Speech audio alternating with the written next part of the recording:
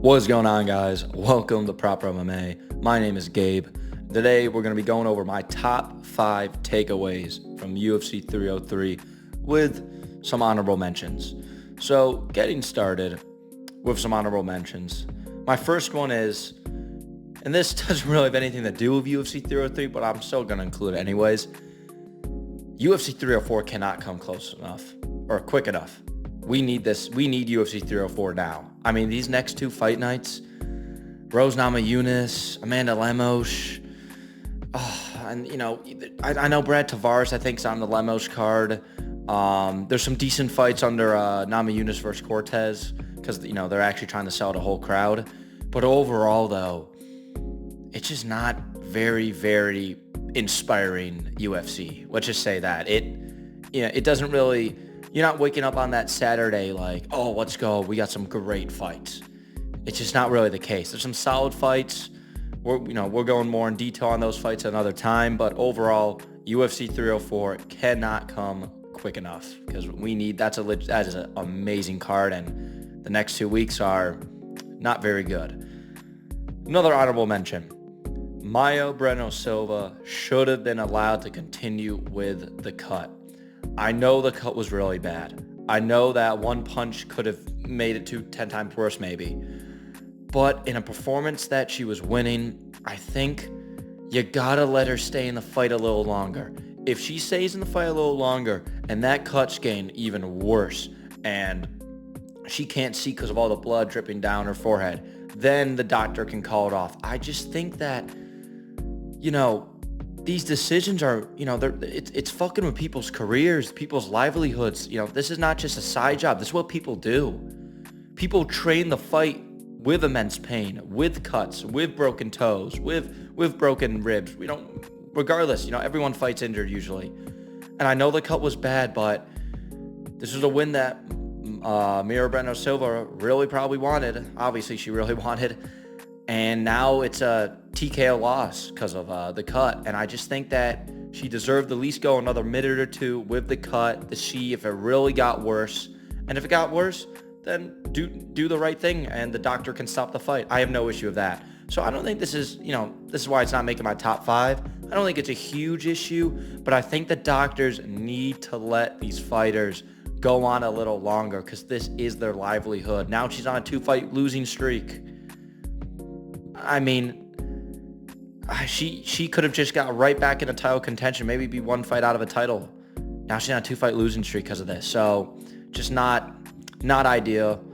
Not the ideal thing to do, but I get why the doctor did it, but I would have let her continue for a minute or two, see how bad it got, and then stopped it if it got bad enough.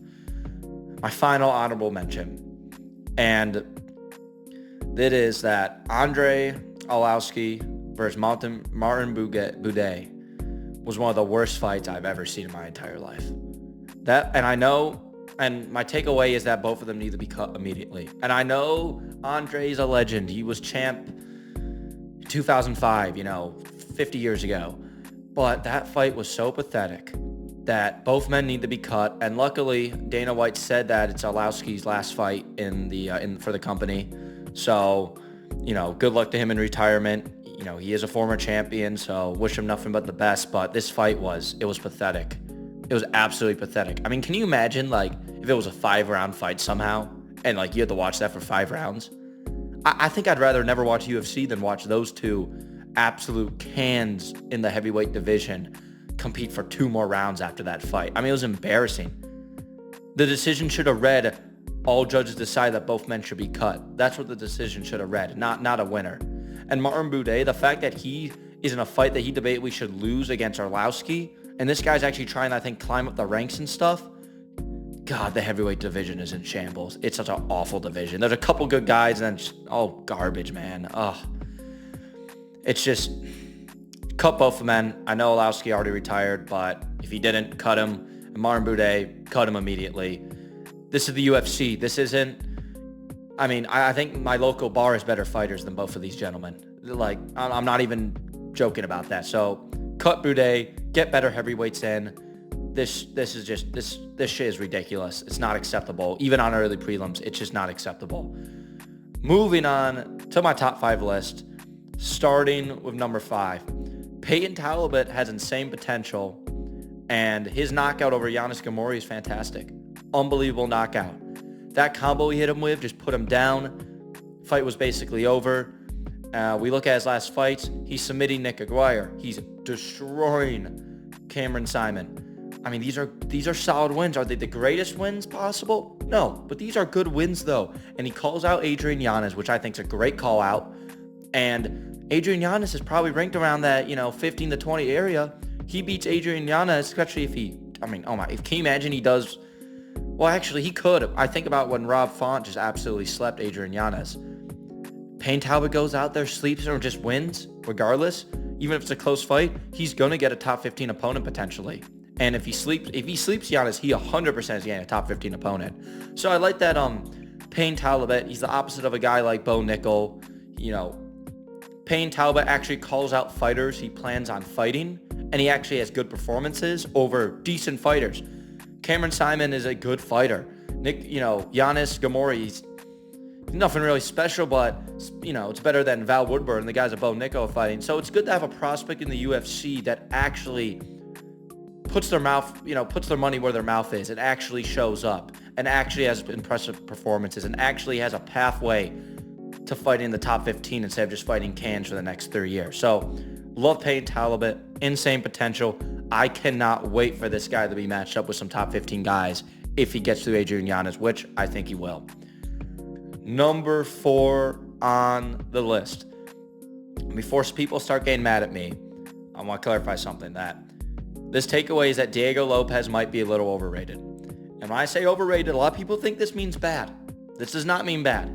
I just think that he might not be the top 5 guy we think he is yet.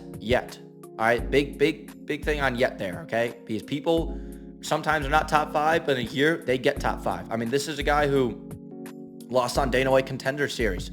I think came in the UFC when he fought Evloev. I think that was maybe a year later. Correct me if I'm wrong, but it wasn't that long of a time after he lost on Dana White's Contender Series. But it's still a lot of time to improve, and he had a great fight with Mosar. He coming off that knockout of Sadiq Youssef. He coming off a win of Dan Ige, which we'll get to that, which I don't think that fight really means anything. But I'm just worried about his gas tank. That's why I say overrated. I'm a little worried about his gas tank because I know he took on short notice, but Dan Ige also took the fight on super short notice. And, the weight was real wonky and stuff. These are 145ers fight at 165. And we'll get into the short notice aspect later. I just spoiled another takeaway, but still. If that was a 5-round fight, Dan Ige's getting a finish. It's just that simple. And by the way, the fact that Dan Ige decided to beat the shit out of him on the ground instead of striking with him, knowing he's down 2-0 out of these down 2 rounds, where's the fight IQ? Where's the coaching? Dan Ige has insane power. All it took, if he lands one good combo on Diego Lopez, one exceptionally good combo on Diego Lopez in that 3rd round, he's probably putting him out, and Dan Ige is forever immortalized after this performance. Puts out Diego Lopez in the 3rd round after losing the first 2 on 3 hours notice. That's a legendary... as I said, it's still a goofy win because just think about how this fight came about, but still, it adds to the legend, the aura of Dan Ige. I guess you could say, not that aura really means anything, but it would be a huge win for him. So in my opinion, rebook those 2 on the Sphere. They both want to fight. I want to see that rebooked. And I think it will be really interesting to see how these 2 fighters fight each other on full camps at a weight class they actually fight at, not basically fighting at welterweight. So moving on to number 3. And once again, I think you guys aren't going to like this, but Ian Gary proved once again he's elite in the welterweight division. I know a lot of people are saying, oh, Ian Gary's strike, he said he was going to be quicker, which he obviously was not quicker than MVP. Oh, it was such a boring performance. He's not that good at striking or something. Listen, Ian Gary's one of the best strikers in the welterweight division. MVP is just, I got to give him credit where it's due. He's a tricky fucking striker to figure out. The way he moves, the speed he hits at, and the power he has, it's hard to figure out. And you could see Ian Gary was like, all right, listen, I can try and trade with this guy, but he's catching me more than I'm catching him. Why not expose his lack of grappling, which people do that to Alex Pereira? I want Alex Pereira to win his fights, but you get my point. I don't know why fighters don't do that to Alex Pereira, is what I should say. But, Ian Gary proved that. He took down MVP. He almost submitted him that first round. And anyone who says that he lost that third round is insane. MVP didn't do anything that third round. And yeah, I get Gary didn't land some insane combination that third round, but still, he won that third round. Dana White said it was a draw. I don't know what he's on. Don't know what he's smoking before his press conference. But then again, when someone asks him about Alex Pereira, where he ranks him pound for pound, he just goes and rim jobs John Jones the entire time. So Dana White, we don't know what's going through his head, but something's not really adding up when you look at some of his recent statements. But yeah, MVP's very weird striker to strike with, and Ian Gary did what he needed to win. He did what he needed to win, and I can't knock a guy for understanding the situation he's in and being like, okay, you know what? I'm gonna exploit this other guy's weakness. I'm gonna win the fight like that, and I'm gonna stay undefeated. Because now Ian Gary, he's one fight away from a title shot potential. I don't know if he fights Shavkat or Usman. He's calling all these guys out. JDM, I'd love to see that. But props to Ian Gary for doing what he needed to do to win, proving once again that he is elite in this welterweight division. And I think when he goes up against a striker that isn't as funky and as unorthodox and as weird and has the speed and power of MVP, I think we've seen Ian Gary destroy kids on the feet. I think Ian Gary would absolutely destroy Colby Covington. Colby Covington has nothing for that guy.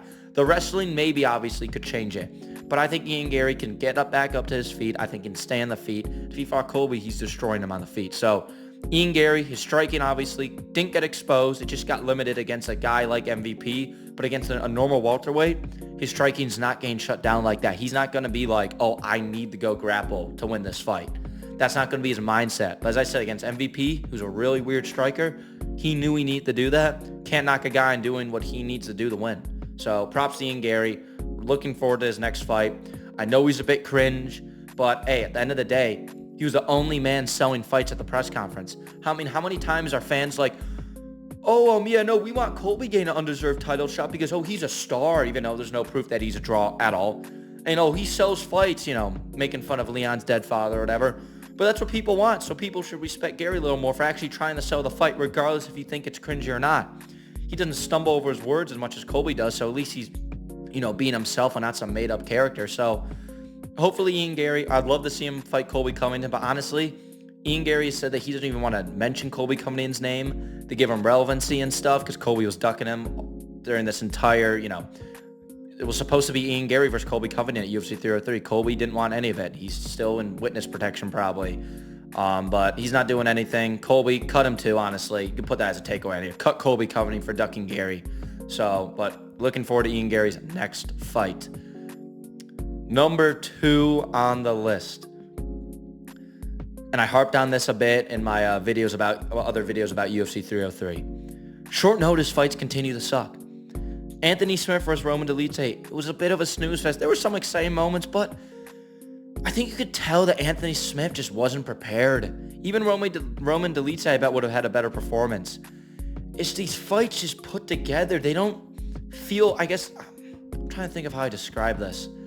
When I was watching this fight, I'm like, yeah, I can tell this was short notice. This fight doesn't feel official almost. It feels goofy. It feels like, why is this fight happening right now? We have a guy at, middleweight fighting a light heavyweight. Like, why is this happening right now? And it was just a horrific fight, to be honest, outside of a couple moments. And it just sucked. And on a big card, it just was awful. And then, we go back to Diego Lopez versus Danny Ige. This fight made no sense. He's supposed to fight Brian Ortega on short notice, I think 16 days notice, at 145 featherweight. Gets moved up to 155 because Ortega was bulking up for a lightweight fight at the Sphere. I don't blame Ortega for not being able to make weight. I get it. It's not his fight at all. What's he supposed to do? Dude actually would probably have to kill himself to get down to 145 for UFC 303. So I don't knock Brian Ortega at all. And 155 was already gimmicky enough. But I was like, okay, you know what? I get it. It's fine. But now it's at, he pulls out because he's sick. That just happens. Nothing wrong with that. And now it's at 165 against Dan Ige on 3 hours notice. What the hell is this fight? Might as well just, part part of me just honestly almost wanted them to cancel it, to be honest. But I'm glad it happened, because for the people that paid a ton of money for those tickets, especially if they were paying those ticket prices for Conor McGregor, you deserve to see Lopez on this fight. And it was actually a decent fight, but still, it was just a goofy fight that told me nothing about these fighters, and especially Diego Lopez. I know I just said Diego Lopez was might be a little overrated because of his gas tank, but at the end of the day, I would have found out a lot more about Diego Lopez if he fought Brian Ortega on a full camp, and if Ortega had a full camp so he could properly cut to 145. So yes, I know I sound like a bit of like a hypocrite there, saying that one of my takeaways that Lopez might be slightly overrated because of his gas tank. But as I said, if Diego Lopez was fighting Brian Ortega, both on full camps in this card, we would have found out so much more about Diego Lopez and his skill set, where he's at in the division, and his gas tank as well. So these short notice fights just continue to suck. And on top of that, Yuri Prochazka's career might be over because he took the fight in 16 days notice. And I'm not saying that he wins this fight on full camp. Alex Pereira has proven me wrong on that. He's winning this fight in a full camp if they fought again. And if this fight was on a full camp, he's winning. But it sucks to see a guy like Yuri, who's such an incredible fighter, potentially lose his chin and his career because he took a fight on short notice. I know he's always in the gym and stuff, but I just hate to see it, though. I'd rather have his career end when he had a proper camp. So I just hate these short notice fights. I'm sick of them. I know it's always going to be a part of the sport, but I don't want them anymore. At least not on a card where almost every fight short notice. I get maybe one short notice fight, that's fine, but every fight on this card was short notice, and it just sucks. But it is what it is. The results are the results, but let's pray that there's nothing like this in the next couple UFC pay-per-views. Let's just pray that we get clean, we get no injuries. It's a clean card, and everyone who was meant to fight there on the card, who's been scheduled to fight in the card, makes it there. So let's hope we get that. Then moving on to my number one takeaway from UFC 303. And I kind of already said a little bit of this, but Alex Pereira, this is kind of two things. Alex Pereira is him, and Yuri's career might be over. Alex Pereira just showed, once again, that he's just levels above on the feet. He just levels above, and it's not even close. And if you stand with this man, you're going to sleep, which, as I said, gets me aggravated why I didn't pick him. I thought Yuri's going to mix in the grappling more, but don't get me started on that. But, Alex Pereira just proves again his left hook is one of the great shots we've ever seen in this sport. The power he generates. And I mean, the fact that Yuri, who has a great chin, he sent Yuri to the fourth and with 1 second remaining in that first round. And when he hit him with the left hook, he was walking back. He was even moving forward. And I'm pretty sure Pereira got hit with a jab when he threw it too. So he got hit with a jab and he was moving backwards and sent a guy with an iron chin and Yuri Prochazka to the ground and essentially ending the fight. I know they came back for the second round, but that fight was basically over. Alex Pereira essentially got a first round knockout. That left hook, it's a left hook of death. And Alex Pereira, just as I said, once again proves that he is the most dominant striker in this sport right now. And it's incredible to watch. Guys, we cannot take this man for granted at all. He's been a pleasure to watch in the UFC. And he's truly one of, imagine if this guy wasn't signed to the UFC. Imagine him and Adesanya didn't have the history. It's just so, and the fact that Alex Pereira went from kind of always being tied to Adesanya to being everything Adesanya thought he was in a way. His legacy is so much, I'm not saying it's better or anything. I think they're very close right now. But Alex Pereira has separated his name from Adesanya. He's truly his own entity right now, truly his own legend. His legend and his history is now not all attached to Adesanya. It's just part of the story instead of the whole story. So Alex Pereira is just an absolute inspiration to watch. Great story. Seems like a really awesome dude. And his fighting style is just unbelievable. And he is him. And that's all. And that's the main takeaway there. And I guess going over to why Yuri's career might be over, Yuri's chin might be permanently damaged after taking that much damage, especially basically getting knocked out twice and then 5 to 8 ground and pound shots from Pereira. His chin might be forever changed, and that's not going to work with his fighting style. It's just not. And I think Yuri came out and said that he needs to adapt or he'll never fight again. So we'll see what happens. I think he's definitely going to fight again because when you have an exciting style like Yuri, and let's say there is a new champion. Let's say Magomed gets the belt and Yuri Prochazka goes on a 2-fight winning streak. 2 knockouts over top 10 guys. Yuri Prochazka versus Magomed is very compelling if Yuri still has that chin and stuff. But at the end of the day, who knows if he has that chin? Who knows if he can come back to another title shot? And that's why, as I said, it sucks to see this guy's title hopes and potentially his career be ended on a short notice fight. I just hate to see it, especially to a guy that I love like Yuri Prochazka. But so my number one takeaway, Alex Pereira's him, and Yuri's career might be over if that chin is just even decreased just a little bit. He needs that 100% for the way he fights. But guys, let me know what your takeaways are in the comments below. I'd love to hear them. I bet everyone took away, probably pretty similar stuff from this card, but there might be something different everyone takes away. So I'd love to hear if you guys have anything new. What do you think about my list? I appreciate you guys listening. Have a good one.